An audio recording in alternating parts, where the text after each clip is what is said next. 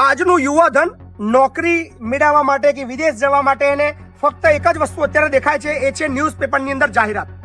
હા, પેલી સમાચારમાં એડ આવેલી વિદેશની જોબ માટે. અને યુએસએ માં તમને 5 લાખ ઇન્ડિયન સેલેરી આપે.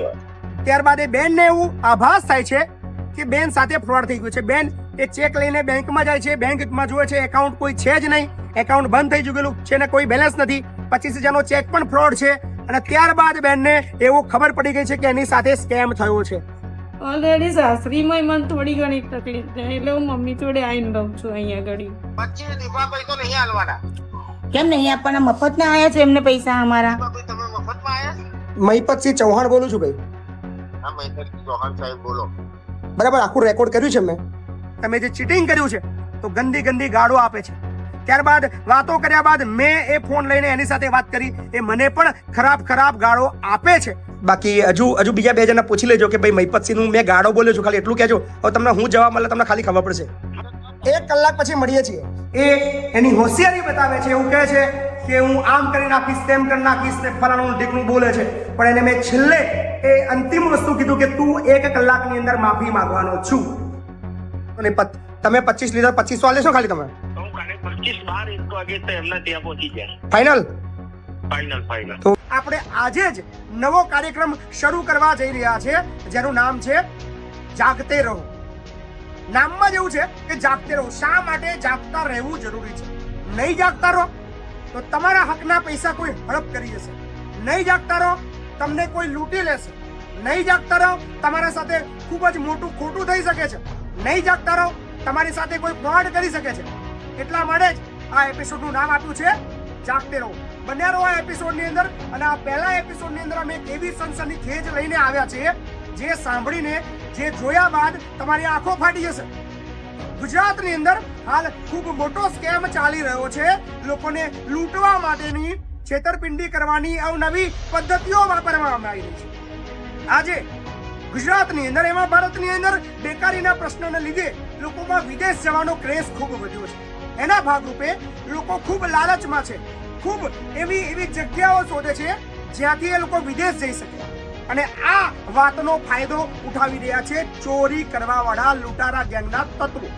તો આ પ્રથમ એપિસોડ જાગતે રહો કંઈક આ જ બાબતમાં છે. બન્યા રહો વિડીયોની અંદર અને સ્ટેપ બાય સ્ટેપ જોતા જાઓ શું છે જાગતે રહો. આજનું યુવાધન નોકરી મેળવવા માટે કે વિદેશ જવા માટે એને ફક્ત એક જ વસ્તુ અત્યારે દેખાય છે, એ છે ન્યૂઝપેપરની અંદર જાહેરાત. તમારા ઘરની અંદર કે આસપાસ કે માર્કેટની અંદર તમે નીકળો એટલે તમે ન્યૂઝપેપર મેળવો છો. એની અંદર અવનવી જાહેરાતો હોય છે, ટકટુકડી જાહેરાતો. નોકરી મેળવો, ઘરે બેઠા કામ કરો, આટલા રૂપિયા ઘરે બેઠા મેળવો, વિદેશ જવા માટે આ નંબર પર કોલ કરો. સો એવો જે કિસ્સો સામે આવ્યો છે, એક ન્યૂઝપેપરની અંદર એક એવી જાહેરાત આવે છે જેમાં લખવામાં આવ્યું છે કે વિદેશમાં એક લેડીઝની, મહિલાની જરૂર છે જે ગરીબ ઘરની હશે તો પણ ચાલશે, કોઈ પણ સમાજની હશે તો પણ ચાલશે. ઘણા વૃદ્ધો છે જે લંડનની અંદર છે, એમની સેવા ચાકરી કરવા માટે ભારતથી એક બેનને લઈ જવાના છે. એવી એક જાહેરાત, ટચુકડી જાહેરાત ન્યૂઝપેપરની અંદર આવે છે. આ એક એવી વાત આવે છે કે આપણે વિદેશ જવાની રાહ જોઈને બેઠા છે અને આપણને એક સુવર્ણ તક મળી ગઈ છે એવું લાગે છે. આ સમાચાર એક બેનને મળે છે. એની અંદર નંબર આપેલો હોય છે. એ નંબર પર બેન ફોન કરે છે, કહે છે કે હું આ બોલું છું, મારે વિદેશ જવું છે, તમે એક જાહેરાત આપી છે. સામેવાળો વ્યક્તિ એને પૂછે છે તમારું નામ જણાવશો? બેન નામ જણાવે છે, એમની ઉંમર પૂછે છે, એમની ઉંમર, ભણતર પૂછે છે, આટલું ભણતર, બધું ઓકે છે. તમે આવતીકાલે જ મને મળી જાઓ, તમને વિદેશ અમે મોકલી દઈશું. બેન ખૂબ ખુશ થઈ જાય છે. ખૂબ ગરીબ બેન છે, તકલીફમાં છે. એને એવું લાગે છે કે એના સામે એક સ્વર્ગનો દ્વાર ખુલી ગયો છે અને સરસ મજાની ખુશીઓ એના જીવનની અંદર આવવાની છે. અને કદાચ ખૂબ ટૂંક સમયની અંદર એ બેન લંડન પહોંચી જવા છે એવી એમને એવો આભાસ થાય છે. સો બીજે દિવસે એ બેન જગ્યાના નક્કી કર્યા મુજબ એ બેન એ ભાઈ પાસે પહોંચે છે અને મળીને વાત કરે છે. અને એડવાન્સમાં કહે છે કે તમારે એલસીની અંદર થોડી મિસ્ટેક છે, એના માટે તમારે 8,000 રૂપિયા ખર્ચો કરવો પડશે. એક નજીવી 8,000 રૂપિયા જેવી રકમ માંગતા બેન સહેજ પણ ચિંતા કરતા નથી. તરત રોકડ 4,000 રૂપિયા એમની પાસે રોકડ હોય છે, આપી દે છે. બીજા 4,000 રૂપિયા ગૂગલ પેની અંદર સ્કેન કરીને એ 8,000 રૂપિયા ચૂકવી દે છે ટોટલ. એમ બેન ખુશ થઈ જાય છે. બેન એવું લાગે છે કે ચલો મારું કામ થઈ જવાનું છે. અને ત્યારબાદ બેન ઘરે જાય છે અને 2 દિવસમાં સામેથી ફોન આવે છે કે તમારું કામ થઈ ગયું છે, તમે ચિંતા ના કરો, તમે ડોક્યુમેન્ટેશનની તૈયારી કરો અને વિદેશ જવાની તૈયારી કરો.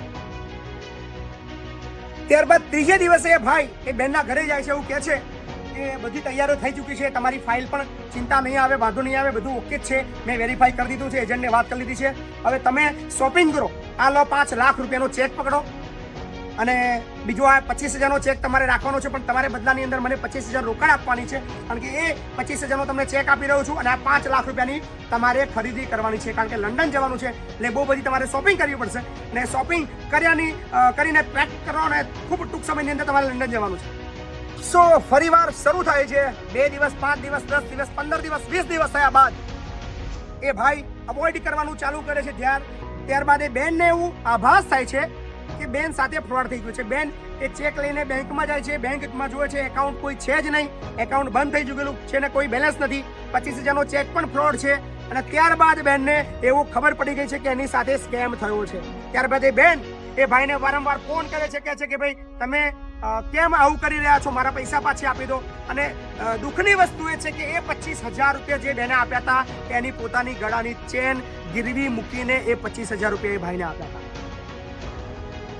અમે પણ વિચાર્યું કે લાવો આપણે આની અંદર તથ્ય સુધી પહોંચીએ, તપાસ કરીએ શું ખરેખર આવો કોઈ સ્કેમ હોય છે ખરો. તો અમે અમારા સંકુલની એક દીકરીને એ નંબર જે જાહેરાત આપી છે એ નંબર પર અમે ફોન લગાવડાયો અને ફોન લગાવીને અમે દીકરીને તૈયાર કરી હતી અને કીધું હતું કે અમારે વિદેશ જવું છે, તમારી આ જાહેરાત જોઈ છે, તો શું વાત કરવી એ આ વિડીયોની અંદર નિહાળો શું એને વાત કરી છે. હા, પેલી સમાચારમાં એડ આવેલી વિદેશની જોબ માટે. હા, તો આપનું શુભ નામ શું? મારું નામ રેશમા પટેલ, કયા ઘરો? તારાપુર, આણંદ. એટલે બેટા એમાં એવું છે કે અંકલની સેવા કરવાની છે. કઈ બાજુ કરવાની પણ સેવા? યુએસએ માટે કાઢશે અંકલ અને યુએસએ માં તમને 5 લાખ ઇન્ડિયન સેલેરી આપે. હલો.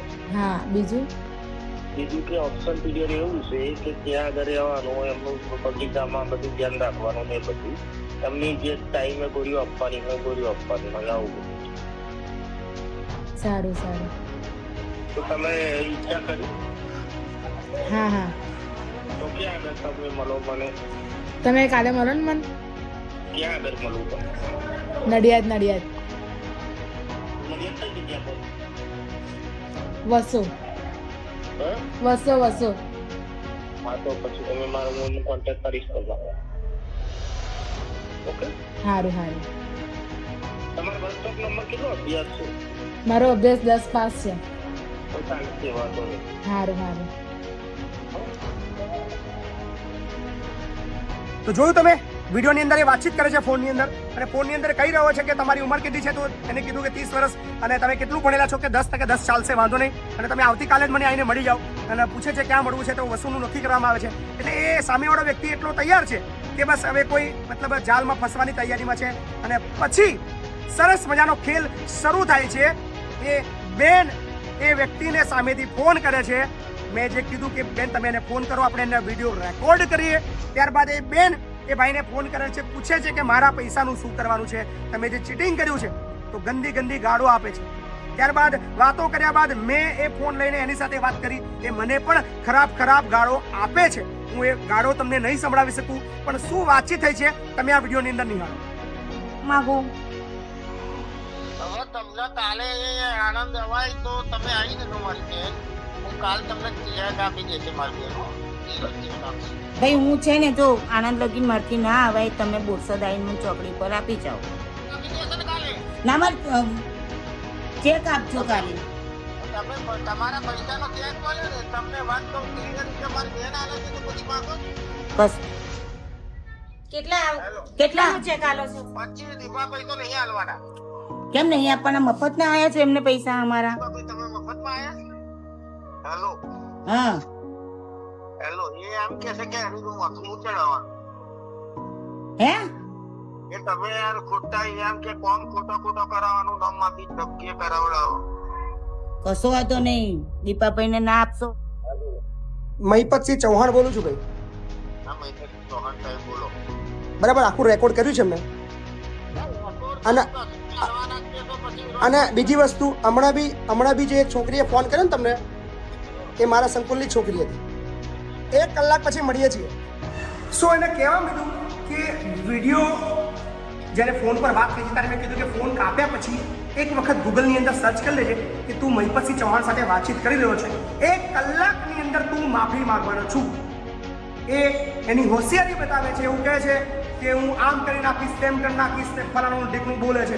પણ એને મેં છેલ્લે એ અંતિમ વસ્તુ કીધું કે તું 1 કલાકની અંદર માફી માંગવાનો છું. અને તમે 25 લીધા, 2500 લેશો ખાલી તમે? હું અને 25 12 1 વાગે તો એમના ત્યાં પહોંચી ગયા. ફાઇનલ? ફાઇનલ તો મારો નહીં માનતો. બરાબર. તો કાલે એ બેનના પૈસા મળી જાય. સારી રીતે મળી. સંબંધો બગાડવાના નહીં, સુધારવાના. બરોબર છે? મહેશભાઈ, હેલો. મારું કોમ છે ને, તમને હજુ ખબર નહીં, ખ્યાલ આવ્યો? બાકી હજુ બીજા 2 જણા પૂછી લેજો કે ભાઈ મહિપતસિંહનું મેં ગાળો બોલ્યો છું, ખાલી એટલું કહેજો. હવે તમને હું જવાબ મળે તમને ખાલી ખબર પડશે. શું વાત મળી? શું કીધું? વાત પતી જશે. તમારા પર ફોન આવશે. મારું મહેશભાઈ એવા નથી, એવું છે. બરોબર. એટલે કાલે 12 વાગ્યા સુધી હું રાહ જોઉં છું. બરાબર ને ભાઈ? હજુ એક વખત સોરી કહી દેજો, મને ગમે. બરાબર? ના, પગે લાગવાની જરૂર નહીં, પણ જીવનમાં છે ને કોઈ બી વ્યક્તિને મતલબ ગાળ દેતા પહેલા વિચાર કરજો, બાકી હોમીવાળો. અને ત્યારબાદ ગણતરીની મિનિટોની અંદર એનો સામેથી ફોન આવે છે, હાથ જોડે છે, માફી માંગે છે, કહે છે કે હું આવતીકાલે બપોરે 12 કલાકે આ બેનના પૈસા આપવા તૈયાર છું, પ્લીઝ તમે કશું કરશો નહીં. અને વારંવાર એ હાથ જોડીને માફી માંગે છે.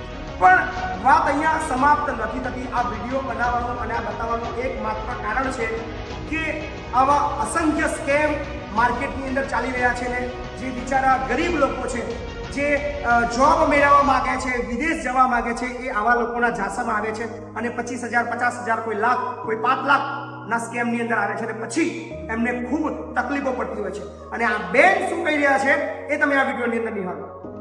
હા, હું પેપર વાંચવા બેઠી હતી, ત્યાં આગળ એક એડ આવી કે ભાઈ લંડનમાં બેનની જરૂર છે, દાદાની સેવા ચાકરી રાખવા, સ્ટોરમાં નોકરી કરવાની, ઘરે ખાવા બનાવવાનું 2 ટાઈમ અને રહેવાનું, પગારમાં મંથલી અને 5 લાખ રૂપિયા મને આપણા ઇન્ડિયન કીધા હતા. મને ત્યાંના $5 કીધા હતા, 500 pounds. ને પછી એને મેં બીજા દિવસે એને મને ગુજરાત મેડિકલે મને મળવા બોલાવી નડિયાદ. તો હું ત્યાં આગળ એને મળવા ગઈ, ત્યાં આગળ વિગતસર બધી વાતો કરી અને પછી મેં એને કીધું કે હું મારા હસબન્ડને એમના મમ્મીને બધાને પૂછીને પછી હું કહીશ, જણાવીશ એમને. તો પછી એને પછી 3જા 4થા દિવસે મારી એલસીમાં કીધું કે એલસી સુધારવાના એને પૈસા મારા લીધા હતા અને 8,000 રૂપિયા લીધા, એટલે 4,000 રૂપિયા મેં એને રોકડા આપ્યા અને 4,000 રૂપિયા મેં એને સ્કેનમાં નાખ્યા, મહેશભાઈ રબારીના સ્કેનમાં નાખ્યા. 8,000 રૂપિયા મેં દીપક નામના પૈસા આઈટી રબારી છે એમને આપ્યા મેં. હવે ત્યાર પછી એને એમ કીધું કે હવે તમારી ફાઇલ નીકળી ગઈ એટલે બોમ્બે વિઝા લેવા જવાનું છે, ત્યાં ચોખ્ખો ગુજરાત વિઝા નાખ્યા. 25,000 રૂપિયા મેં એને 25,000 રૂપિયા હતા તે એના ખાતામાં, મહેશભાઈ રબારીના ખાતામાં મેં શક્યા. અને ત્યાર પછી 25,000 લીધા, એને મને 5 લાખનો ચેક આપ્યો. 25,000 એટલે મારી ખરીદી કે તમારા પૈસાથી કરે, પણ એ ચેક બીજા નામનો છે અને ભાઈનું એકાઉન્ટ જ નહીં, બોલતું અંદર બેલેન્સ જ નહીં અંદરનું. ત્યાર પછી મેં એને ફોન કર્યો કે ભાઈ તમારે તો અંદર છે ને, તો પછી એને બીજી તારીખનું કીધું, તમે 11 તારીખનું નાખ્યું કે 11 તારીખે તમે ચેક નાખ્યો. તો બીજાનું પછી 11 તારીખે લીધું, એ બેલેન્સ ના બતાવ્યું અંદર. એટલે અમે મેં કીધું મને ફ્રોડ લાગ્યો, એટલે પછી મેં કીધું તમે મારા પૈસાને બધું પાછો આપો, મારે નથી કરવું કશું. તો એને ચેક મોકલી હતી બીજા થ્રુ મોકલે, એને બીજી દુકાન મોકલ્યા હતું બીજા કઈ જોઈએ, બંને ફોટો વારાફરતી મોકલ્યા, એક 25,000નો અને પહેલાં 5 લાખનો. અને એ આપ્યા પછી એને મેં કીધું ચેક તો બીજા નામના છે, અંદર લખેલું એની સાઈન ભાઈ બધું આમ રોંગ બતાવે છે. પછી મેં એને ફોન કર્યો કે ભાઈ આવું કેમ છે એમ, તો કે તમારા પૈસા જોઈએ, તમારા પૈસા આવશે. આજથી 2 મહિના પહેલાં એ મને પૈસા ચકડોરે ચડાવે છે, આજે આલું કાલે આલું, કોઈ બીજા ભાઈને વાત કરાવે છે, આ તે એનું એડ્રેસ ખોટું આલે છે, એની ઓફિસ તો ઓલરેડી છે જ નહીં. અને આવી રીતના ખોટી રીતના આવ્યો મારી મમ્મીને એમ કહે છે કે ભાઈ હું તમારો દીકરો નહીં, હું તમને આજે આલીશ. પાછી કોઈ બેન એને બનાવી છે તો એની બેનની જોડે વાત કરાવે છે. તો એની બેને મને એમ કહે છે પરમ દિવસે હું તમને પૈસા આપી જાઉં, બેંકમાં હું ઉપાડીને જાઉં છું. બોરસદ મારી બહેનો રહે, મારી મમ્મી એને તે બોરસદે જઈએ બધું કમ્પ્લીટ કર્યું પણ કંઈ મળ્યું નહીં ને ભાઈ, પૈસાના વાયદા જ કરે છે. અને આજે અહીં આગળ મહેપતભાઈ બાપુ જોડે હું આવી તો એમને એક બેબી જોડે વાત એક છોકરી જોડે વાત કરાવડાવી એને, તો એને એમ કીધું કે હા બેન તમે કેટલા ઉંમરના છો, તમે મને કાલે આવીને મળો, તમે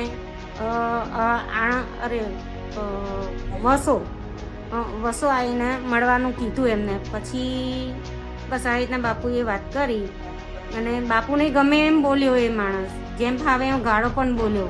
બાપુએ એમ કીધું કે જો તને કલાકની અંદર તું મારી જોડે બે હાથ જોડીને માફી ના માગું તો તને ખબર પડે કે હું મેકસથી નહીં એમ. વિનંતી છે કે મને મારા પૈસા પાછા મળી જાય. બોલ.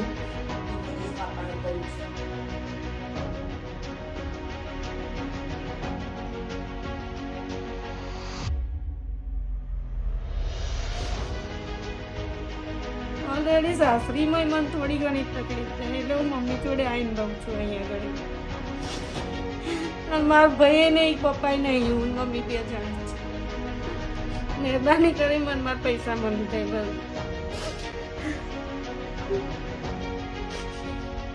ને મારા સોનાની ચેન મૂકીને મેં પૈસા હાલે માણસને વિશ્વાસ કરીને.